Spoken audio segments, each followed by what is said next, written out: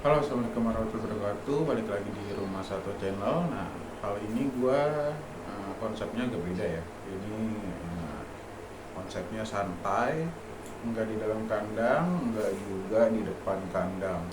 Jadi gua ada di satu ruangan ya, masih di rumah satwa atau di farm ya. Tapi ini satu ruangan yang bisa dibilang kamar juga ya. Nah, gue mau ngebahas tentang seberapa penting kalsium atau mineral untuk penangkaran murai batu dan hewan-hewan lainnya. Jadi sebenarnya kebutuhan mineral atau kebutuhan uh, kalsium itu berbeda sekali. Mineral dan kalsium itu senyawa yang berbeda. Jadi pentingnya untuk hewan itu sangat-sangat penting bagi hewan apapun ya. Hewan untuk perlombaan, hewan untuk sekadar di rumahan atau di hunian atau hewan apapun itulah. Apalagi untuk peternakan itu sangat amat penting. Maupun mamalia, aves, reptil, hewan apapun itu sangat penting, sangat butuh yang namanya kalsium untuk pembentukan tulang di mamalia. Nah, untuk di aves atau di unggas itu sangat amat penting, lebih bahkan bisa gue bilang lebih penting daripada di mamalia atau di reptil ya. Karena dia untuk pembentukan telur pertama, terus juga untuk pembentukan tulang anak-anakannya, kaki, paru segala macem. Nah, suka banyak yang nanya di komen-komen gua, Om, kenapa anak murai saya kok kakinya pada bengkok? Kenapa kok kakinya gampang patah? Kenapa kok paruhnya pada miring? Ini salah satu faktor penyebabnya. Jadi dia bisa kekurangan kalsium, tidak bisa menyerap kalsium yang ada dalam tubuh atau yang kita berikan. Pastikan kalsium-kalsium yang kita berikan itu banyak ya. Sering gue bahas juga kayak cangkang telur atau juga yang kemasan-kemasan sudah tersedia di pasaran ya, kayak mineral ayam, terus kayak tulang sotong, terus juga banyak lah itu jenisnya. Kulit kerang itu juga bisa. Terus dari pasir-pasir yang kita kasih di alas itu juga bisa karena mengandung mineral-mineral alami ya. Tapi uh, di balik kalsium yang sudah kita kasih, dia butuh penyerapan kalsium. Jadi sebanyak apapun kalsium produk yang kita kasih, kalau dia tubuhnya nggak bisa menyerap kalsium dengan bagus, itu akan percuma.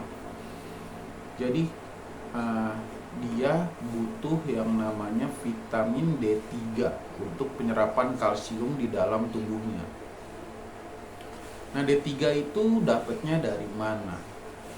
D3 itu dapatnya sebenarnya simpelnya, D3 itu dari cahaya matahari. Makanya gua selalu bilang pentingnya cahaya matahari masuk ke dalam kandang ternak. Jadi cahaya matahari itu sebenarnya bukan mengandung D3.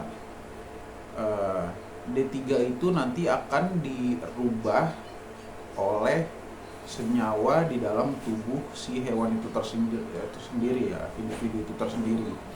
Jadi sebenarnya penjelasan gampangnya sih, matahari ini mengandung sinar UV, UVA dan UVB. Nah, D3 ini membutuhkan sinar itu untuk dihasilkan di suatu organisme makhluk hidup. Jadi si burung atau hewan itu sendiri ya, dia berjemur mendapatkan sinar UVB dan UVA atau sinar UV lah gampangnya gitu ya, nggak usah kita bagi dua biar simpel. Jadi dia mendapatkan sinar UV dari berjemur atau dari sinar matahari yang masuk ke dalam kandang. Nah, nanti di dalam tubuh si hewan atau si individu itu sendiri, dia dirubah secara otomatis oleh senyawa yang ada di dalam tubuh. Jadi si sinar UV itu dirubah atau diproses menjadi D3, menjadi vitamin D3 di dalam tubuh itu sendiri. penjelasannya agak rumit ya kalau gue jelasin secara detail, tapi penjelasan gampangnya gitulah.